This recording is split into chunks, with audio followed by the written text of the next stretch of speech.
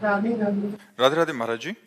महाराज जी, मेरे मन में ये प्रश्न उठता है कि मोक्ष, मुक्ति और वैकुंठ में क्या फर्क है? इन सब में क्या श्रेष्ठ है? हाँ, वैकुंठ में भगवान का साकार रूप है और भगवान के पार्षद विराजमान होकर दिव्य सेवा, उनके रूप रस का, लीला गुण का, उनकी महिमा का आनंद लेते हैं। और जो मोक्ष है वो जैसे तरंग समुद्र में लीन हो गए, अब खोजो तो उसका नाम रूप कोई पता नहीं चलेगा। समझ में आ रहे? वायु विकार के कारण समुद्र ही तरंग नाम से, और वायु विकार हटा तो समुद्र हो गया। तो ब्रह्म तत्व ही शरीराभिमान माया के कारण जीव कहा गया, माया हटी वो ब्रह्म में लीन हो गया। वो हुआ मोक्ष। और ये हुआ भगवान के धाम जाना। वैकुंठ में गए भगवान के सेवक बनकर, अनंत काल तक उनकी सेवा, उनका रूप रस पान कर रहे हैं, उनकी लीला गुण में मस्त है। अनंत वैभव भगवान का, उस वैभव में वो दास आनंद लेता रहता है। न मरना है, न बुढ़ापा है, न बिछुड़ना है, सदैव सदैव के लिए आनंद। तो ये है साकार उपासना और वो है निराकार उपासना। निराकार उपासना में मोक्ष है, साकार में भगवान की प्राप्ति है। जिग्नेश जी, अमेरिका। महाराज जी, राम जी द्वारा शबरी माँ जी को बताई कि 9 प्रकार की भक्ति को ग्रस्त जीवन में कैसे उतारे? क्यों? कठिनता क्या है? कौन सी कठिनता है?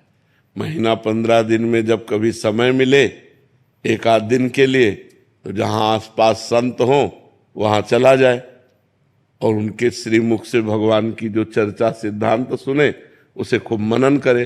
पहली भक्ति हो गई।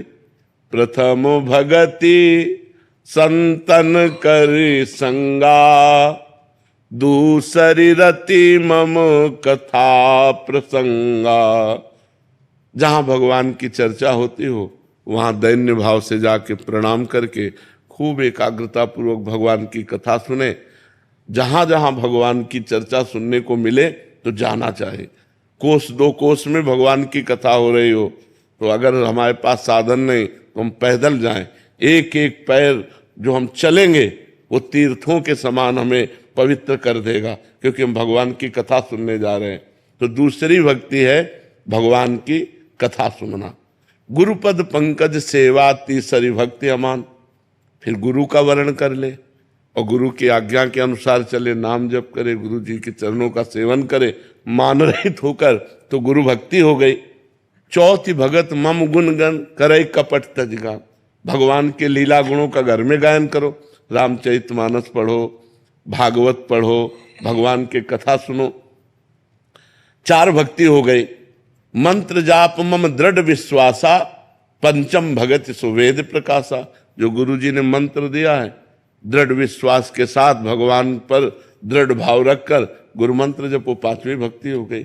छठदम शील विरत बहु कर्मा, निरत निरंतर सज्जन धर्मा।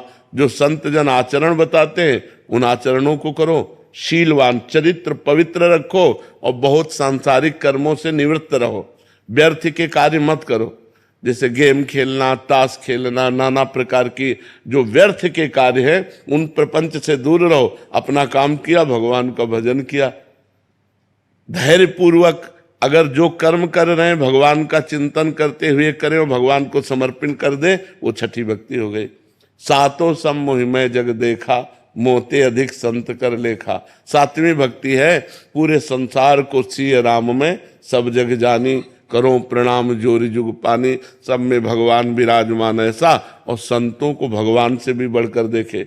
सातों सम मोहिमय जग देखा, मोते अधिक संत कर लेखा। संतों को मेरे से भी अधिक, क्योंकि भगवान तो सब जगह विराजमान थे ही, हैं और रहेंगे, लेकिन मेरा कल्याण नहीं हुआ। मेरा कल्याण तब हुआ जब हमारे जीवन में संत आए, इसलिए हम भगवान से भी बढ़कर संतों को मानते हैं।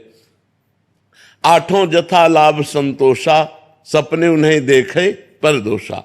8वीं भक्ति है जैसे भगवान रखे, जथा लाभ संतोष सदा काहू सो कछु न चाहूंगो।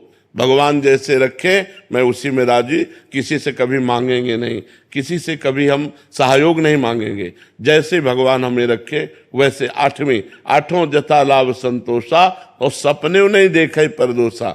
दूसरे के कभी हम दोष नहीं देखेंगे, क्योंकि दूसरे के दोष देखकर जब हम निंदा करते हैं तो हमारे पुण्य नष्ट हो जाते हैं और पाप एकत्रित हो जाते हैं जिसकी हम निंदा करते हैं।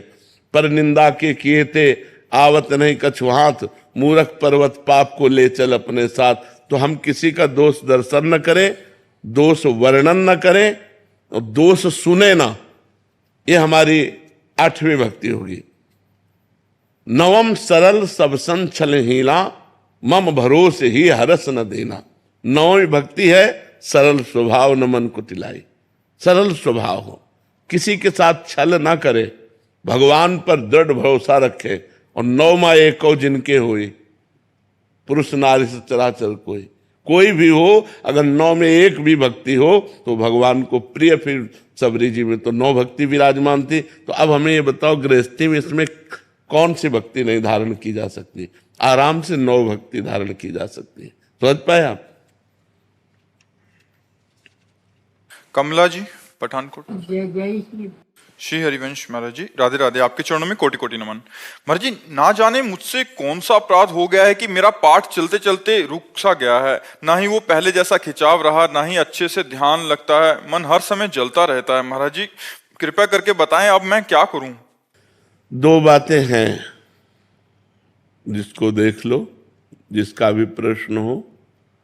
किसी संत की निंदा बन गई, किसी वैष्णव की निंदा कर दी, या दोष दर्शन कर लिया, या अशुद्ध भोजन हो गया। बस 2 कारणों से ही हमारे पाठ भजन में मन नहीं लगता।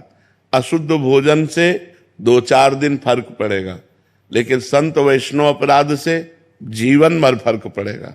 जीवन में सुधार नहीं हो सकता जब तक उससे क्षमा याचना नहीं हो जाएगी। यदि हम किसी संत की निंदा सुन ली या किसी संत की निंदा कर ली तो हमारे पाठ भजन में फर्क पड़ जाएगा।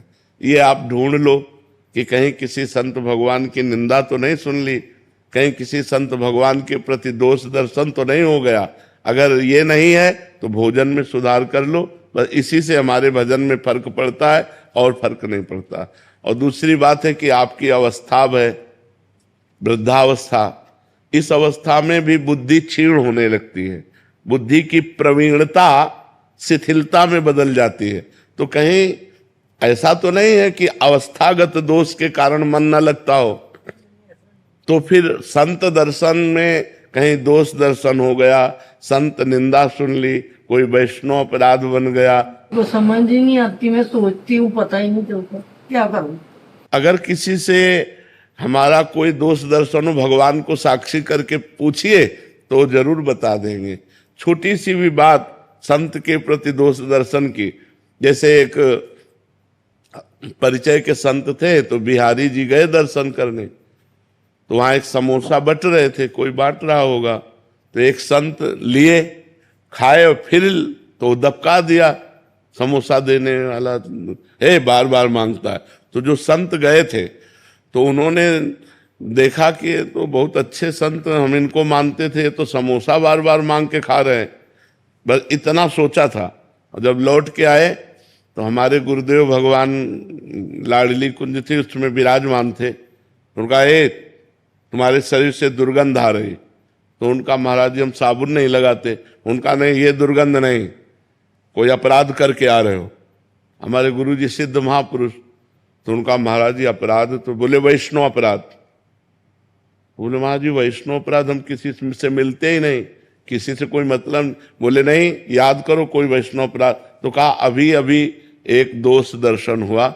एक संत को हम बहुत अच्छा संत समझते थे, लेकिन उन्हें बार बार तो बोले बस समोसा मांगने से वो गलत हो गए। अरे उन्हें भूख लगी है, अच्छा लगा, वो दोबारा मांग लिए, 3 बार मांग लिए, संत को क्या जाता है। तुम दोष दर्शन किए। महाराज जी 50 रुपए दिए, ये आज के 25 वर्ष पहले की बात होगी, और कहा जाओ समोसा खरीदो और उन संत को खोजो और उनको दो और उनसे क्षमा मांगो कि मेरी आपके प्रति दोष दृष्टि हो गई थी। ये करवाया। अब देखो साधारणतया देखो तो ऐसा लगता है कि हमने कोई अपराध नहीं किया, लेकिन सूक्ष्मता से देखो तो अपराध ऐसा होता है कि हम किसी के ऐसे दोष दर्शन कर लिए और वो हमारे भजन में बाधा पहुंचा। इसीलिए वैष्णव अपराध से डरना चाहिए। संत अपराध न बनने पावे तो हमारा मंगल हो जाएगा। भगवान से प्रार्थना करो। और जितने भी विश्व में संत हैं सबसे प्रार्थना करो कि हे विश्व के संतों, जो प्रगट और अप्रकट है, हमारे जाने अनजाने में जो अपराध बन गया उसे क्षमा करो, तो भगवान फिर आपका पूजा पाठ शुरू करवा देंगे।